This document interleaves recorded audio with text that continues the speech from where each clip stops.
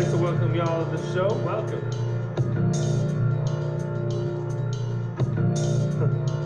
Yeah.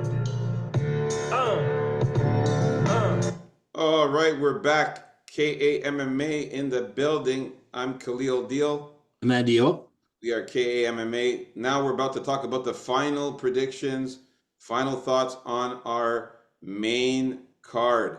This is going to be awesome. Can't wait to get into this and can't wait to watch this fight. I can't wait to watch this UFC event, man. All right, let's take it off, man. Set it off, Andy O. Yeah, so to open up the main card, we got Tim Dirty Bird Means against Medic here. The pick with me has been Medic since the beginning of the week. He's a lot younger. His striking is a lot crisper. He can show that he can go late in the fights. Means is at the point in his career where it could be like really over, right? He's like 40 years old, but he still has that dirty dog in him where I can see him beating a guy like Medic. We've seen these crafty vets meet these younger upper coming guys before. It's either he's really crafty, really dirty, and really unorthodox. He does have a like a funky karate style, right? If this completely throws Medic off his game, maybe he'll get a win in the later rounds. I don't think it's going to happen. I think more likely he'll fall flat on his face because Medic is definitely a dangerous customer. So yeah, the pick is Medic here, Yeah, probably by yeah, knockout. same here, man. The pick stays the same at Euros Medic. The doctor, Euros Medic. I got to go with him again here for sure. Um, yeah, he got that lucky win over Andre Fiallo in his last fight with that knockout. And again, like I said, it was in the third round too, that knockout. So far, everybody's been knocking out Andre Fiallo towards the end here with Yeah. Fiallo. And prior to that, though, he lost to Alex Morono by submission. Okay, he lost to Max Griffin by a split decision, and he lost to Kevin Holland by submission as well. So it wasn't looking good for Tim Means uh, until that lucky knockout on Andre Fiallo. He's not going to get this knockout on Euros Medic. Euros Medic is way too smart for that, and he's much tougher. His chin is much more durable, and again, the years younger than Tim Means, man. I just can't see Tim Means doing much more in the UFC anymore after this. I think he should retire. At 40 years old, fighting in the welterweight, it's he's getting up there in age, 9 year difference. And again, Euros Magic just looks better. If you look at the photo here, you can see in the weigh-ins, he looks better. Euros Magic is a slightly bit shorter than Tim Means, but he looks better. He's thicker. He's in good shape, a little bit more muscular. You can't see Tim Means the front of him, but when I watch the weigh-ins there, he's very cut, Tim Means, but he's just tall and lanky and cut like that. But Euros Megis has got the size on him. He's got more weight on him. He's got more meat on him, and I just think that the punches are going to be stronger. And he's not. Tim Means will have a hard time to try to take down Euros Medic as well. So pick stays the same with Euros Medic. Got to go with him. Way of victory here for Euros Medic. I got him winning by KO or sub. Now, I didn't notice this before, but Euros Medic has nothing but finishes. Okay, he's got 7 knockouts and 2 submissions in his 9 wins. So he's a finisher, man. He's going to go out there and knock Tim Means' head off. He does have a couple submissions, so he could sub him as well. So I got the doctor winning by submission here. All right, moving on up the card now. Next we got David Onama versus Jonathan Pierce. Now, my pick is going to stay the same at Jonathan Pierce. Now, I am not saying this with high confidence, though. Jonathan Pierce, though, he is taller, as you can see in the photo. He is in decent shape. He's ripped. David Onama, you can see, he's a little bit thicker, but he's also ripped, in great shape. But it's the takedowns, it's the wrestling, the grappling advantage that Jonathan Pierce has is the reason why I have to take him, because David Onama is a pure striker. Haven't seen him do much on the ground, and if he gets taken down, he doesn't really have much of a ground game. And I think Jonathan Pierce is going to be able to use that height advantage and the reach advantage to be able to stay away from David Onama and just piece him up. Sorry about that. It's Onama that has the reach advantage. My bad. But he has that height advantage, and I think that he'll be able to just stay away from David Onama and try to take him down, try to counter his punches. And I think that's how he's going to win here. So my pick is still Jonathan Pierce. Yeah, same here. Pick is Jonathan Pierce for me. For the same reason as takedowns are relentless, and I think that's going to be too much for Onama. I couldn't believe looking into Onama actually that he has 4 wins by submission, which kind of makes me recall the last time Pierce was in there and lost by submission against Brito. But I just don't think that's going to happen here. I think of Onama as more of a striker, obviously, and I think Pierce is going to come back with a vengeance off of that loss last time. And I feel pretty confident in this one, probably a little more confident than you. If Landwehr took down Onama, and Landwehr doesn't even want to take people down, I'm sure this guy will take him down plenty of times, tire Onama out, and put him away, probably ground and pound style. So the pick remains the same for me also. Yeah, I don't know how Jonathan Pierce is going to win. I would go with the money line, go straight. He's got 9 knockouts, 2 subs, 3 decisions. Just don't know how he's going to beat Onama. It could be a decision, could be a finish, but I'll go with the money line there. So yeah, got to go with Jonathan Pierce. Pick stays the same. We're moving on up the card here. All right. So next we have Johanta Dinitz and against Austin Lane. Now I'm going to go against the grain here. I'm picking Austin Lane. I'm not falling for this trap again. Some guy that everyone thinks is going to just destroy his opponent, only 6-0, no UFC experience. There's a lot of things to dislike about Austin Lane. Even looking in that picture, you can see how he holds his chin super high in the air, eh? You see that? Yeah. And that's scary. I just hope his hands are relatively close to his chin when he fights, like coming up, because that's not a good sign. I like his length, though. He's a lot taller. I don't like the roly-poliness off his opponent. I thought he would be a bit more ripped or even a bit bigger than he is. The smartest thing Lane can do here is to try and take him down as fast as he can. Don't meddle around with the kickboxing. If he can stun him with like a nice long shot at the beginning to take advantage of his length, well, that's good, but try and take him down like right after. And who knows, this guy may get exhausted, may not even know how to get up, let alone block a takedown. So this is closer a fight than the odds suggest for me. I am going to go with the dog Austin Lane. Yeah, my pick stays the same. We were in disagreement last time. We're still in disagreement. I've got Jonata Deniz to win here. And this picture shows Jonata Deniz is staring right at his chin and with his left hand in his fist, ready to punch the fucking shit out of this guy. Yeah. That left hand is ready to connect with that fucking beard and knock the shit out of him. Hit that fucking chin, put him away. I got to go with Jonathan Deniz. Listen, Austin Lane is an athlete. You can see he's tall. It's not going to make a difference. The guy's been knocked out fucking over and over and over again. We look at the last fight. He got knocked out by Justin Tafa. Okay. He got knocked out in the first round. Prior to that, it's a while back, but he got knocked out by Vernon Lewis. A while further back, he got knocked out by Frank Tate. He got knocked out by Greg Hardy. I mean, all of his losses are by knockout. That's why he's got that big, thick beard to absorb the punch to his chin. I don't think it even works all that well. So I got to go with Jonata Deniz. I mean, the guy's lost 4 times by knockout. And like I said it in the early predictions, Jonathan Deniz, the guy has 6 wins, all by knockout. You can see he looks powerful there, man. And he looks ready to go. I think he's going to knock him out. And that's going to be the end of Austin Lane in this... this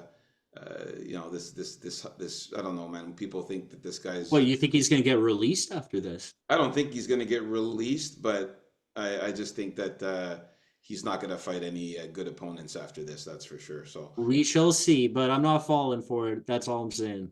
all right, my pick stays the same. Jonathan Denise to win by knockout. We're going to move on up the card here. Oh yeah, we got one of my favorite girls in this fight in the UFC is Karen Silva here, Karine Silva. She's awesome, man. Just look at her, okay? You can see here that Karine Silva just looks so much more masculine and bigger than Ariane Lipski. You can see, look at her arms here. She's ripped. She's got the abs. She just looks thicker and bigger than Ariane Lipski. And when I was watching the actual weigh-ins and face-offs, you could see how much more skinny Ariane Lipski is than her. She has a slight, tiny height advantage, Ariane Lipski, but it's not going to make a difference because she won't be using that height advantage when she's lying on the ground, getting pounded out and getting submitted by Karine Silva. So I got Karine Silva to win this. The better fighter on the ground, stronger, more masculine, more muscular, stronger. And I just see Ariane Lipski. I just see it. I see her getting finished. So I got to go with Karine Silva, obviously by KO sub. Yeah, this is going to be the toughest test for Silva in a while, considering the way Lipski's been performing. But man, I can't see a way for Lipski to win this fight either. Well, I can see ways, but I just don't think they're going to happen. She has to like stay on the feet as if her life depended on it. Not that Karine Silva is a poor striker and she has tons of power, but once she gets people down, like she can put girls away in so many different ways. She has like 10 different submissions, and it's crazy. And I can't bet against her again. I have before. I'm on the hype train. I think she gets a finish also. So the pick is Silva here for me too. All right, man, and not to mention the power. I mean, she has some power in her She's hands. strong, man. They hurt those manly punches, believe me. Exactly. She's not just a grappler. And let's not forget, Ariane Lipski, out of her 8 losses, 4 of them have been by knockout. Okay, people forget that Ariane Lipski has been knocked out. She got knocked out by, guess who? Priscilla Cachoeira Cachoeira just charged at her. And I remember that fight. She charged at her in the first round and just started swinging and knocked her out. Yeah. Okay, then she also got knocked out by Montana De La Rosa. She also got knocked out by Antonina Shevchenko. These are all Garbage. terrible, but let's give her credit by the last 3 wins in a row. She has looked way better, right? But Oh yeah, absolutely. But I'm just saying, these are low level fighters that managed to knock her out. yeah. And you don't think Karine Silva's going to knock her out? Oh yeah, I think it's going to be a ground and pound No, I do. knockout I do think or a it. submission here. So yeah. All right. Yeah. All right. So next up, we have everyone's favorite Ryan Spann against Bogdan Guskov. This Bogdan character, I'm not a big fan of his at all. I think he's a one-trick pony. I think if he doesn't get the guy out of there right away, he kind of doesn't really know what to do. Doesn't really have a ground game to help him out either. Ryan Spann just faced so much better competition. Should have won his last fight against Anthony Smith. Also, by the way. Yeah, I think Spann is a lot tougher and just has a ton more ways to win. I don't know how he's going to do it, but I've been confident in Ryan Spann all week. I don't think Guskov's going to get released or anything after this loss, but hey, maybe after the next one. The pick is Spann for sure. Pretty high confidence. You gotta love that Superman cape he's got on too, man. This guy looks awesome. Yes, yes. He's way taller than Bogdan, and this, like I said, the pictures are not doing it justice. When you watch the weigh-ins, you'll see how much taller he is. But you can see it even in this picture. He's just towering over him. Bogdan, where's he looking at? Is he looking at his Superman Superman tattoo on his chest? Is that what he's looking at? I don't know what he's looking at, but Ryan Spann he's a fucking beast, man. He is fucking ready to go. The guy is in great shape. He's ripped. He's muscular. He's pretty big. Bogdan is also in decent shape. Pretty big as well. I do think Bogdan he does have some power. I mean, he has some finishes out of his 15 wins, Bogdan. But I just don't think that he is going to be good enough to beat Ryan Spann. He does have 13 knockouts, 2 submissions, so he's also a finisher. All of his 15 wins have been by KO sub. So we'll talk about that in the bets later on. He is a good dog, but Ryan Spann is the pick for me, man. I just think he's too good. And as long as he doesn't get knocked out here, he should be able to get the win here on Bogdan. All right, so we're in agreement here. And then moving up the card to the main event, the final fight here, Matheus Nicolau against Alex Perez. I got to stay with Matheus Nicolau in this one here. Is this your turn, actually? No, go ahead, man. Yeah, it's Matheus Nicolau against Alex Perez. I got to go with Matheus Nicolau. Still, the pick stays the same. As we can see in this picture, Nicolau has his shirt off. He's ready to go. He's in good shape. Perez, what are you hiding, buddy? Why is your shirt still on? And your shirt looks kind of baggy. I think he's skinny as fuck underneath. He's going to surprise him with his huge build and steroid build and shit. I think he's skinny as fuck. I think the weight cut and he's taking this fight on short notice as well. So I think he's going to be skinny as fuck. And I think Nicolau is just going to be able to be more powerful than Perez in this one. As long as Perez doesn't get, as long as Nicolau doesn't get taken down and doesn't get submitted, I think he has a good chance of winning this fight. If he keeps this fight on the feet and does what he does, slow down the fight, circle around, he'll circle around. Believe me, he'll circle. He's going to circle around and avoid those takedowns. And like again, Alex Perez doesn't punch hard, man. Like he's no threat to knock out Nicolau. I'm not. I don't know. He could be a bit chinny, Nicolau. I mean, he'd have to get a really good punch on him, but I don't think it's going to happen. My pick stays the same with Nicolau. And what about you? What do you got? Yeah, I mean, I'm going with a dog to end the night. I'm going with Alex Perez. I was just checking some line. I thought you were going to maybe change your mind there.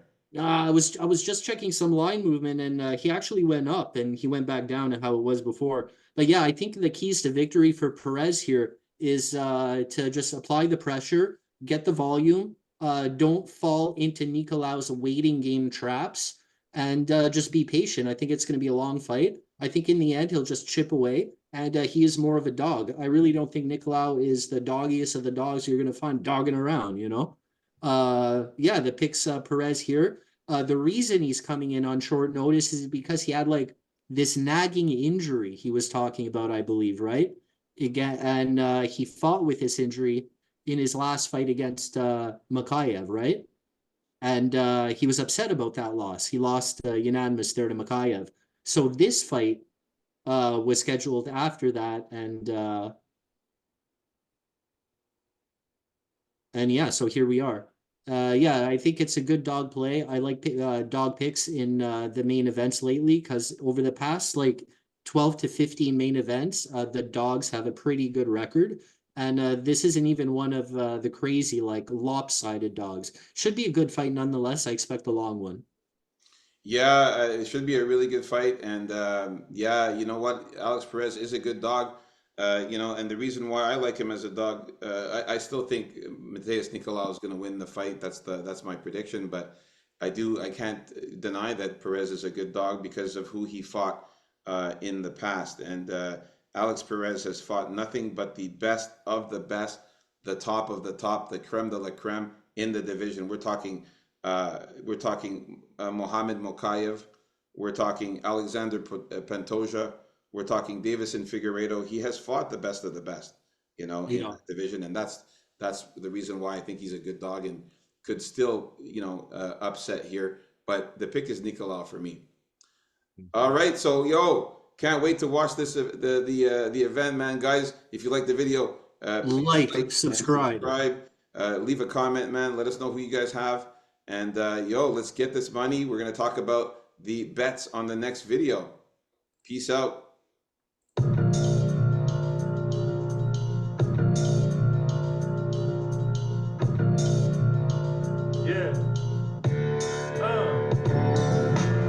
I'd like to welcome y'all to the show. Welcome.